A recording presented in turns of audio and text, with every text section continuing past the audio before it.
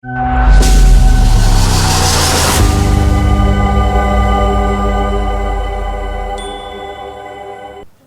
में एक बार फिर से पुलवामा जैसा आतंकी हमला हुआ है और ये हमला हुआ है पहलगाम में। देश से कई टूरिस्ट वहाँ पहुँचे थे। अचानक कुछ आतंकवादी आते हैं और उन पर हमला कर देते हैं। यहाँ तक कि बातें ये भी सामने आ रही है, उनसे धर्म पूछा जाता है, ठीक है, उसके बाद में उनसे उनकी पैंट उतारी जाती है, उनका प्राइवेट पार्ट देखा जाता है, उसके बाद में उन पर गोलियां चलाई जाती है। तो ऐसे में इस बड़ी घटना ने कहीं ना कहीं देश को झकझोर दिया है। देश में तमाम जो लोग हैं इस घटना की निंदा भी कर रहे हैं, सोशल मीडिया पर लगातार पोस्ट के माध्यम से अपना गुस्सा जग जाहिर कर रहे हैं और देश की जो सरकार है, मोदी सरकार, उससे ये मांग कर रहे हैं कि जिस तरीके से पुलवामा अटैक हुआ था उसका बदला लिया गया था, वैसे ही कुछ दोबारा अब करने की ज़रूरत है और पाकिस्तान को मुंह तोड़ जवाब देने की भी ज़रूरत है। आज हम लगातार इस खबर पर लगातार अपडेट हमारे चैनल के माध्यम से दे रहे हैं। हमारे चैनल के माध्यम से लगातार बताया जा रहा है कि किस तरीके से आतंकवादियों ने इस घटना को अंजाम दिया और जो निहत्थे लोग थे, जो अपने परिवार के साथ घूमने गए थे, वहाँ पर कहीं न कहीं वो मौज मस्ती कर रहे थे, लेकिन अचानक उनके पास आते हैं और धर्म पूछकर उनको गोली मार दी जाती है। साथ ही हमारे साथ स्टूडियो में कुछ हमारे साथी जो मौजूद हैं, लगातार आपको वो भी अपने खबरों के माध्यम से आपको लगातार इस खबर पर अवगत करा रहे हैं और अपडेट दे रहे हैं।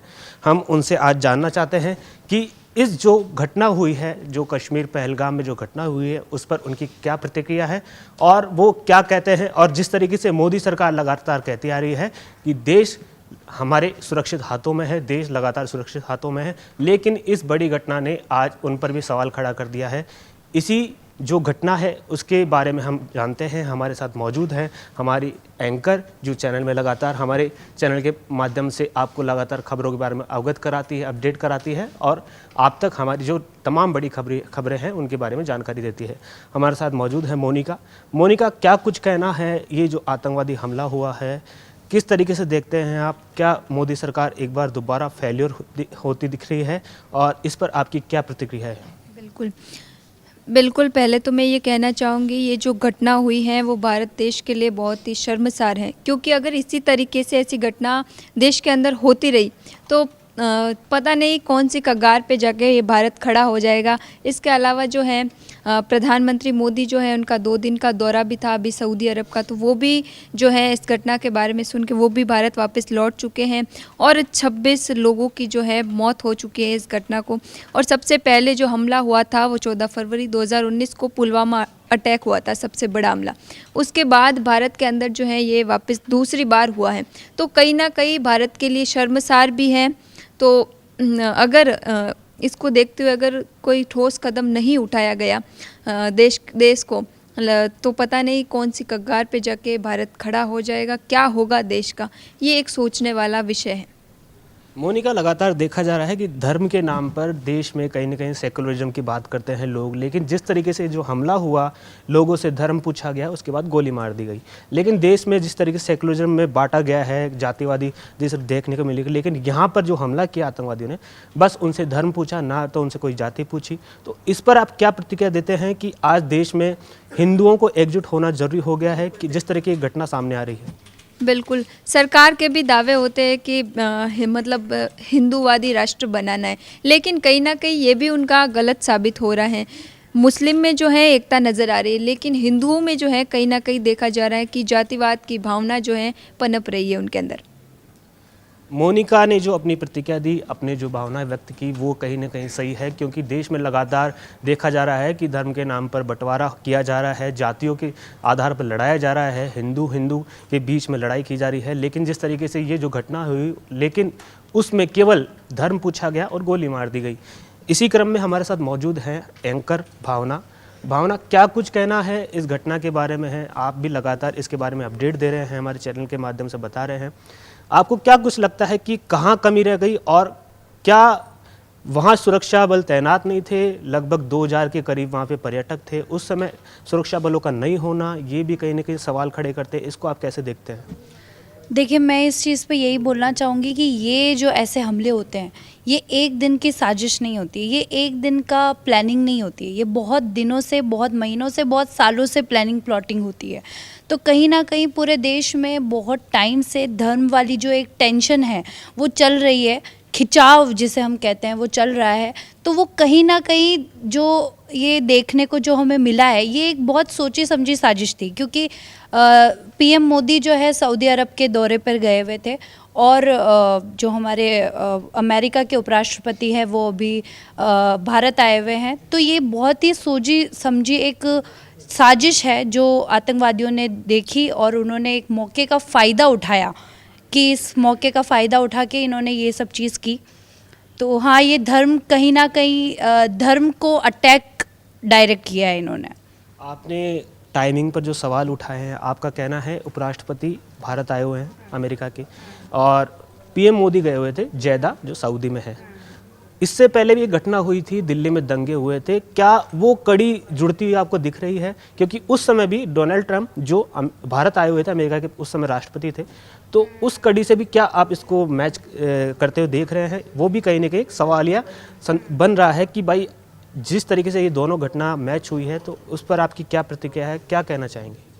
देखिए, सबसे पहले तो अगर हम लोकेशंस देखें, दिल्ली और जम्मू कश्मीर और दिल्ली ये दोनों ऐसी जगह हैं जहाँ पे कुछ भी चीज़ होती है तो वो एक संवेदनशील बन जाती है। और ख़ासकर जम्मू कश्मीर, इसमें अटैक्स बहुत नॉर्मल चीज़ हो गई है, बहुत नॉर्मल चीज़। लाइक अगर हमारे पास में कोई न्यूज़ अपडेट आती है कोई अटैक की, तो एक खबर बन के रह जाती है। लेकिन आज जो ये हुआ है ये ज़्यादा संवेदनशील इसलिए है क्योंकि आज से पहले कभी टूरिस्ट पर अटैक नहीं हुआ है, टूरिस्ट पर इतना गंभीर अटैक नहीं हुआ है, सोची समझी साजिश नहीं हुई है, क्योंकि टूरिस्ट से डायरेक्ट बिजनेस को अफेक्ट होता है, तो उस हिसाब से कभी हुआ नहीं है। लेकिन आज 22 अप्रैल को ये जो चीज़ हुई है और आज जो खबर आई है, इससे पूरे देश को एक बहुत ही सदमा कह सकते हैं कि वो लगा है।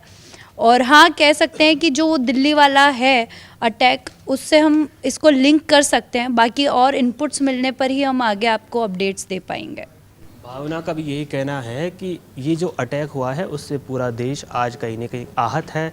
लगातार देखा जा रहा है, तमाम जो बयान आ रहे हैं लोगों के और इस पर प्रतिक्रिया दी जा रही है। लेकिन सवाल ये भी उठता है कि इस तरीके की जो बड़ी घटना हुई उस पर कहीं ना कहीं देखा जाता है कि आतंकवादियों का जो आने का बॉर्डर है उस पर कहीं ना कहीं कड़ी निगरानी रखी जाती है, वहाँ की जो सुरक्षा बल हो उनके माध्यम से। लेकिन क्या इनपुट्स ऐसे नहीं थे, एजेंसियाँ इतनी सतर्क नहीं थी कि इतना बड़ा हमला हो गया, लगभग 25 साल बाद में इतना बड़ा हमला हुआ है? क्या सुरक्षा एजेंसियाँ उस चीज़ को भांपने में नाकाम रही? इस पर भी हम बात करेंगे। हमारे साथ मौजूद हैं प्रिंस परमार जो हमारे रिपोर्टर हैं। प्रिंस, क्या कुछ कहना है कि सुरक्षा एजेंसियां किस नाकाम रही है? ये जो आतंकवादी हमला हुआ है, क्या कुछ कहना है, आपके क्या विचार है इसके बारे में? जी बिल्कुल हेमंत जी, मैं आपको बताना चाहूँगा कि ये एक सवालिया निशान खड़ा करता है अपनी सुरक्षा एजेंसियों पे कि इतना बड़ा हमला हो गया और इसमें ये नाकाम रहे कि इन्होंने कहाँ से घुसपैठ करी और कैसे ये अंदर आए और किस प्रकार इन्होंने अटैक किया। अब ये जो घटना है 14 फरवरी 2019 के बाद दूसरी एक बड़ी घटना है देश के अंदर, जिसने देश के लोगों को अंदर से झकझोर के रख दिया है। उनके अंदर सवाल पैदा हो रहा है कि वहाँ जाना सुरक्षित है या नहीं है। अब भारत सरकार पर ये सवालिया निशान बहुत बड़ा पैदा करता है कि भाई अगर ये चीज़ हुई तो कैसी हुई, वो अंदर देश में घुसे तो कैसे घुसे। और सबसे बड़ी बात ये है कि वहाँ जो सुरक्षा एजेंसियाँ, एक नहीं कई सुरक्षा एजेंसियाँ काम कर रही हैं, उनमें से किसी को ये भनक नहीं लगी कि ये जो घुसपैठ कर रहे हैं कैसे कर रहे हैं और क्या कर रहे हैं।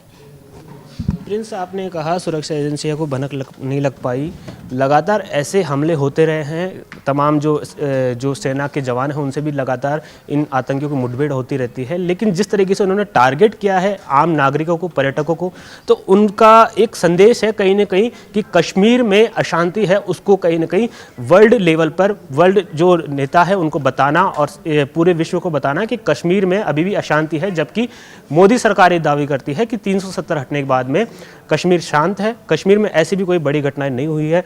लेकिन अब जो संदेश गया है उससे ये साफ जाहिर हो गया है कि कश्मीर अभी भी अशांत है और कश्मीर में ऐसी बड़ी घटनाएं हो रही हैं। तो क्या कहना चाहते हैं कि एक आम नागरिक की तरह आप क्या सोचते हैं कि अब कश्मीर जाने में आदमी झिझकेगा, आदमी 10 बार सोचेगा, क्योंकि जिस तरीके से लोगों को, आम लोगों को टारगेट किया गया है, उसके बाद में आपका क्या कुछ सोचना है? जी बिल्कुल, इसमें सीधी सीधी बात है कि हम क्या, देश का हर एक नागरिक ये सोच रहा है कि वहाँ जाना सुरक्षित है कि नहीं। क्या पता कब घुसपैठ हो जाए और कब हम उन आतंकवादियों के निशाने पर आ जाए और हमारे अंदर गोली मार दी जाए और हमारा जीवन समाप्त कर दिया जाए। ये 370 आर्टिकल जो हटाया गया था, उसकी मैं बात करूं, अब उसके बाद जो हमला हुआ था, उसकी जिम्मेदारी ली थी एक TRF करके एक आतंकी संगठन है, उसने वही संगठन जो दोबारा अब इस घटना को अंजाम दिया है, उसी संगठन ने अब वापस इसकी जिम्मेदारी ली है कि हाँ, हमने ही ये हमला किया है। TRF की आपने बात की, कहीं ना कहीं देखा जा रहा है कि पाकिस्तानी सेना के द्वारा ही इसे फलीभूत किया गया है, उसी को खड़ा किया गया है। TRF लगातार कश्मीर में ऐसी घटनाओं को अंजाम दे रहा है जिससे कहीं ना कहीं कश्मीर अशांत रहे। इसी क्रम में हमारे साथ जुड़े हैं हमारे वरिष्ठ पत्रकार राघव जी। राघव जी, ये इतना बड़ा हमला हुआ है, तमाम जो सवाल जो अब खड़े हो रहे हैं कि आखिर कैसे इस हमले को आतंकवादियों ने अंजाम दिया, और इतना बड़ा घटनाक्रम हुआ, 26 लोग 27 लोग मारे गए, तो क्या अब सवाल नहीं उठते कि कहाँ हमारी चूक रह गई, कहाँ सुरक्षा एजेंसियों की चूक रह गई जिससे इतना बड़ा हमला हो गया? जी देखिए, ज़ाहिर तौर पे एक बहुत बड़ा हमला है और हम कह सकते हैं कि देखिए लगातार रिपोर्ट्स भी देख रहे हैं, 25 साल के बाद एक बार फिर से दोहराया गया है जब अमेरिका के उपराष्ट्रपति एक राजस्थान के दौरे पे हैं, जयपुर में राजधानी में दौरा कर रहे हैं, उस समय एक डराने की साजिश कहें उसको अंजाम जो है आतंकवादियों ने यहाँ पे दिया है। और हम इस पूरे घटनाक्रम को देखें, पूरे मामले को देखें, लगातार बातें उठ रही कि स्लीपर सेल से एक बहुत ही बड़ा विषय जो है लगातार सुरक्षा एजेंसियों को खटकता रहा है हमेशा से। हालांकि समय समय पे उनके खिलाफ कार्रवाई भी की गई है, लेकिन स्लीपर सेल की जहाँ तक हम बात करें, एक ऐसा संगठन जो कि निष्क्रिय रहता है। जब उनके आका उनको कहते हैं कि किस टारगेट पे इस पे हमला करना है या फिर इस साजिश को अंजाम देना है, तब वो लोग एक्टिवेट होते हैं। तो जाहिर तौर पे हम देख सकते हैं कि स्लीपर सेल आज भी लगातार देश में को नासूर कर रहे हैं, देश में कोने कोने में फैले हुए हैं, और ख़ास तौर से ऐसी जगह जहाँ पे टूरिस्ट प्लेस को ज़्यादा डेवलप किया गया है, कश्मीर जो कि स्वर्ग है धरती का, हमारे भारत का स्वर्ग है, वहाँ पे स्लीपर सेल बहुत बड़ी तादाद के अंदर एक्टिव है। यहाँ पे पूरी जो चीज़ देखी जाए, सरकार की संवेदनशीलता वो भी साफ तौर से दिख रही है कि गृह मंत्री जो हैं वो लगातार पहुँचे हैं वहाँ पे घटनास्थल पे, और उन्होंने बड़ा जो है बयान भी दिया है। सब जो भारतवंशी हैं, सबसे पहले उन्होंने जो मृतक थे उनकी देह पे पुष्पांजलि अर्पित की, उसके बाद ये भी कहा है कि ये पूरे भारत पे हमला है और हर भारतीय को जो है इस हमले का पूरा दर्द है। और जाहिर तौर पे बहुत अच्छी बात जो है गृह मंत्री ने कही, और जिस तत्परता से अब जो कार्रवाई कर रहे हैं, जो TRF जो है जिसने हमले की पूरी जिम्मेदारी ली है, उसके ऊपर जो है कार्रवाई की जा रही है।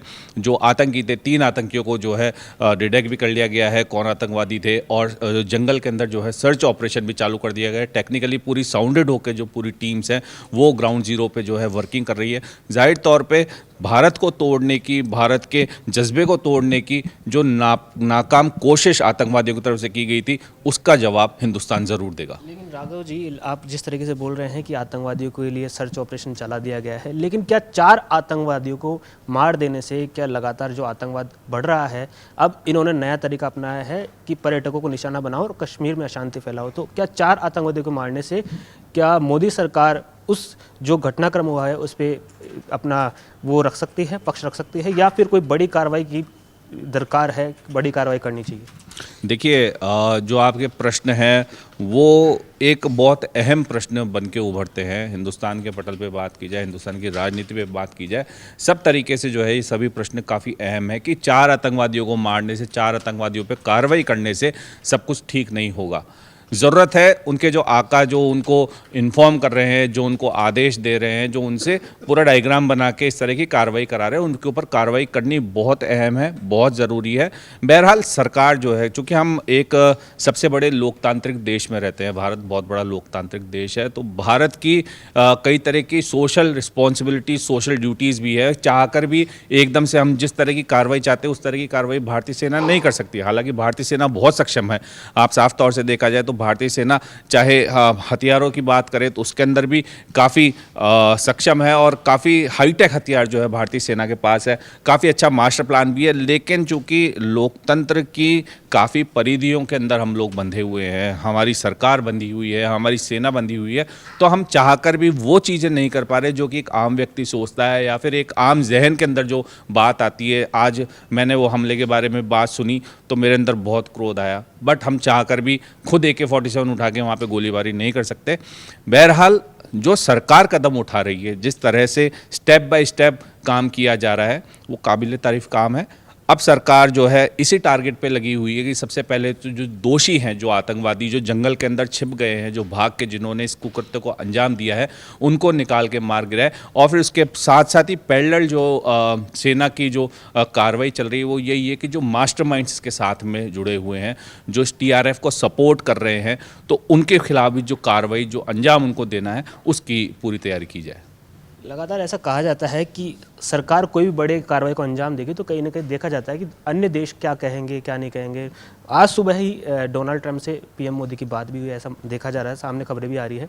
तो क्या एक भरोसे में लेने की बात सामने आ रही है? क्या लगता है कि आपको जिस तरीके से वर्ल्ड लीडर से बात की जा रही है, क्या भारत कोई बड़ी कार्रवाई को अंजाम दे सकता है? आपको लग रहा है ऐसा? जी देखिए, भारत खुद आज जो है एक लीडरशिप की स्थिति में है। आप देख सकते हैं पिछले कुछ सालों का अगर आप पिछला ब्यौरा, पिछला रिकॉर्ड देखें और अब का रिकॉर्ड देखें तो भारत काफ़ी सशक्त हो चुका है। भारत खुद एक वर्ल्ड लीडरशिप में, जिसको हम कह सकते हैं, उसके अंदर उभर के आ चुका है।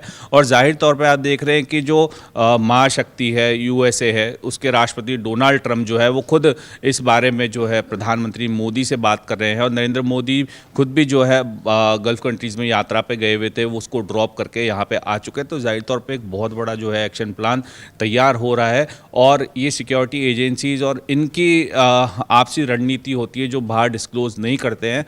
तो पूरे मामले को देखते हुए जिस तरह से वहाँ पे सारी फोर्सेस तैनात हुई है, जिस तरह से गृह मंत्री अमित शाह 2 दिन से वहाँ पे डटे हुए हैं, तो जाहिर तौर पे किसी ना किसी बड़े प्लान को जो है वहाँ पे एक्टिव किया जा चुका है। और ये बहुत अच्छी बात भी है कि जो आतंकवादी जो सिरदर्द बन चुके हैं, जो ऐसे टूरिस्ट प्लेसेस पे जहाँ पे अभी तक ऐसी कोई घटना सामने नहीं आ रही थी कि टूरिस्ट को हार्म पहुँचाया गया हो, लेकिन अब जो टूरिस्ट को हार्म पहुँचाया है, वहाँ पे हम यूँ कह सकते हैं कि जो लोग व्यापार कर रहे थे, जिनका सारा परिवार ही टूरिस्ट बेसिस चल रहा था, तो उनके भी जो है काफ़ी परेशानियां वहाँ पैदा हो चुकी है। तो इन सब चीज़ों को line by line cut off करने के लिए, इनको डिस्ट्रॉय करने के लिए गृह मंत्री और भारत सरकार की ओर से और भारतीय सेना की ओर से जो व्यवस्थाएं की जा रही है, तो जाहिर तौर पे एक बिगुल हम जिसको कहते हैं कि शंखनाद हो सकता है और जाहिर तौर पर बड़ी कार्रवाइयाँ देखने को मिल सकती है। तो ये थे हमारे साथ राघव जी, इन्होंने अपनी प्रतिक्रिया दी कि बड़ी कार्रवाई हो सकती है। लगातार बैठकें जारी है, PM मोदी ने भी डोनाल्ड ट्रंप से बात की है, तो हो सकता है कुछ बड़ी रणनीति बन रही हो और हो सकता है कि कोई बड़ा जवाब भारत के द्वारा पाकिस्तान को दिया जाए।